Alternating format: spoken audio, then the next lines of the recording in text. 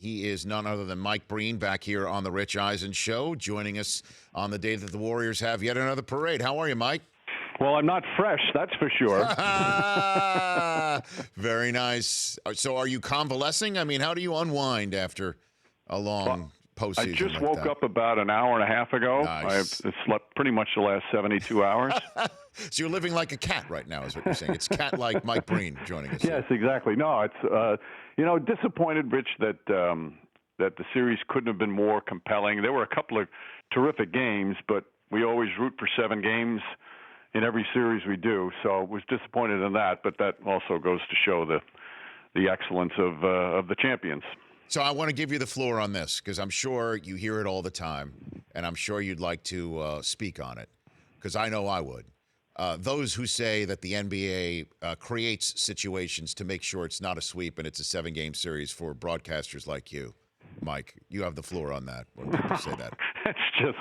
It's just silly. But I understand being, a sports fan myself, when I root for my team or sometimes as passionately root against another team I don't like, I lose all objectivity. I become somebody who's irrational. And that's what sports fans do. So I'm okay with it. They want to say that, that's fine. But it's silly, especially today's day and age with the scrutiny and the spotlight that's on everything from coaches to players to officials. It can't happen. I'm sorry. And again, I understand. I'm with you as a fellow passionate sports fan. I understand how you can become delusional, but it's just not happening. So when you mentioned, Mike, about moments during the finals that were seminal and certainly ones that will live forever, there's no question the end of Game 1 is exactly that. Walk me through your mindset as you're calling the action as J.R. Smith gets that rebound of the George Hill free throw miss at the end of Game 1. Well, from a broadcasting standpoint, you say to yourself, you've been doing this a long time, and just when you think you've seen everything, a few things pop up that you haven't seen. Now, the J.R. Smith thing, believe it or not, as a Knick announcer, I have seen that before. Yeah. Where he didn't know. He did it at the Knick game. He didn't know the score at the end of a game, and he took a shot quickly. Mm-hmm. Because he didn't realize that the score was tied. He thought they were behind, and he took a shot quickly. And the team, the Rockets, wound up getting a rebound, going down. He could have, taken time off the clock. The shot clock was off. Instead, the opponent, the Rockets, got the rebound, went down the other end, wound up winning the game. So he has done that before. So that I have seen. But just the whole process of everything going through it was crazy. As for just from a basketball standpoint, you could see this game slipping away, or it had that feel, obviously, that it was slipping away from Cleveland, who were as big an underdog as we've seen in a while in the finals, and there they are in Game 1 with a chance to get this series-turning victory. And I always look at, the players at that time and the body language, and you could almost see them resign to the fact. And I remember watching in overtime the huddle, and this was before that big video was released of just focusing on LeBron James. They looked defeated walking to the huddle. You got the feeling that there's no way they're going to recover from this. And then they didn't for the rest of the series, with the exception of a Game 3 that appeared to be in the cards for Cleveland for various reasons, being at home and the way that they were playing. And then Durant shut the door personally on that front. And it's just remarkable how he makes the 3 from the same spot on the same floor in back-to-back years, Mike. That was an unbelievable performance that night by Durant. He is in a short time, and this included the 2012 finals when OKC lost to Miami in 5 games.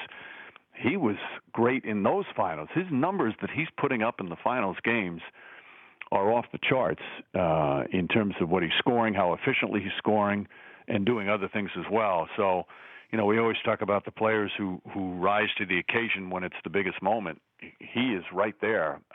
He was made for this. He's lived for this. And he's embraced it and excelled at it. It's so impressive to watch. Mike Breen here on the Rich Eisen Show after calling the NBA Finals on ABC, ESPN on ABC, here on the Rich Eisen Show. In the years that you've been in, or I guess the last couple of years, or this year in particular, that you were in any of the production meetings with Steve Kerr, any of these players, Did you get any sense of what David West, Sean Livingston, and a bunch of players were referring to after the finals were concluded, that there was some drama behind the scenes that we would be shocked that the Warriors were able to overcome? Not that there was drama that would shock you, but all season long, you sensed that it wasn't the same, that this year was hard. And it was more of, and this is human nature, they weren't as focused. They weren't as committed defensively. They weren't as quick to move the ball, which, to me, that's natural for teams that have played in so many big games. So during the course of the season, you kept hearing the phrase, well, are they going to be able to just flip the switch? So you knew there was frustration there from both coaches and players that they just weren't as committed to everything as they've been in the past, and they were kind of waiting for the playoffs to begin. But in terms of drama that's going to shock us, that I don't, I didn't get any specific and have any feel like that. I'm curious, like David West said, you people don't know. Well, no, we don't know, so tell us. Yeah. Just throwing us out there. We admit we don't know. Mm-hmm. I'm curious to what he says. West is one of the most intelligent players in my 25 years in the NBA. The guy he's got an amazing perspective, but I was surprised he threw that out there, because what that does, it just leads to speculation, which I don't think it happens very often on Twitter. Nice. but it's a little reckless to do that, because it makes everybody want to speculate on what he was talking about. Well, yeah, I mean, because and you having been around, as you mentioned, for as long as you have, and with some many moons in New York City, the disease of more, as Pat Riley always says, that is what tears a dynasty apart, and we're looking for the seams, and the fact that there could already be some seeds that they were able to overcome this year was the shocking part, Mike. And the question is just how sustainable is that? If you have been saying that in these production meetings, you found that the regular season to them was just a difficult thing to bridge from moment tip to moment last. What will next year look like?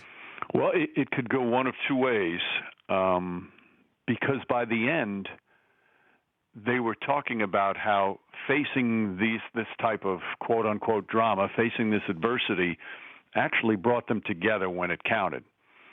So it might be something that actually strengthens them for next year, because they saw how it could easily go awry. I mean, they were basically one half away from losing to Houston in two separate games.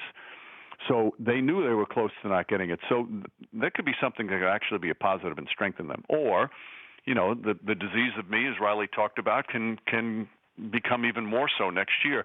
But it's not. They're really not that kind of a group. They've all played the game the same way their whole lives, in terms of, they're offensively brilliant, but they love the team aspect, and that's even Durant, who sometimes can get involved in a little ISO. But I mean, you look what he did in the finals this year in terms of his assist total. They all love the ball movement. They all love working together. So I don't think it's a group that's going to collapse in that way. But I think it's something to watch for next year, especially if we find out what David West was talking about. I think you missed out a third option that people are talking about, Mike, whether it's possible or not, that LeBron could join the Golden State Warriors. Can you imagine the hatred that would happen? No. That he would become, first off, he'd become the villain again, but he would be joined by the other villains in Golden State. It'd be people that would just want to see them get taken down. Mm-hmm. I mean, I don't know. My guess is as much as anybody. There's just no way that's going to happen. Well, before I let you go, Mike, as you know, here on this show last week, we were able to pull back the curtain on something that Van Gundy mentioned on your broadcast in Game 2 of the NBA Finals, that he went to Yale with Jodie Foster and remembers her. And we had Jodie here on the show, I believe you know, and she doesn't remember Jeff. Mike, how did that go down in your world? Well, it for such an embarrassment to happen to our colleague and partner, there was nothing that could have made it a better day for us. We took such joy in it because he talked for years about his friend Jodie Foster, his classmate Jodie Foster, and then to have it finally revealed that it was so embarrassing, much to the delight of our entire crew. So we took great pleasure in it. In fact, we would have, if it was a regular season game, Rich, Yes. we would have spent probably at least a full quarter discussing it. I got to be honest with you. When garbage time hit right around the mid-third quarter, I thought maybe, just maybe, that this is garbage time material. And then I realized, there's that whole LeBron leaving Cleveland thing and the Golden State Warriors winning 3 and 4 years thing that might have, shoved that a little bit further down your rundown. But when you say share it, how did you share this video with everybody? Is that what you're saying, Mike? As many people as time would permit. I mean, we did it pretty much right up to tip off. We showed Steve Kerr in our pregame coaches meeting, and he enjoyed it as well.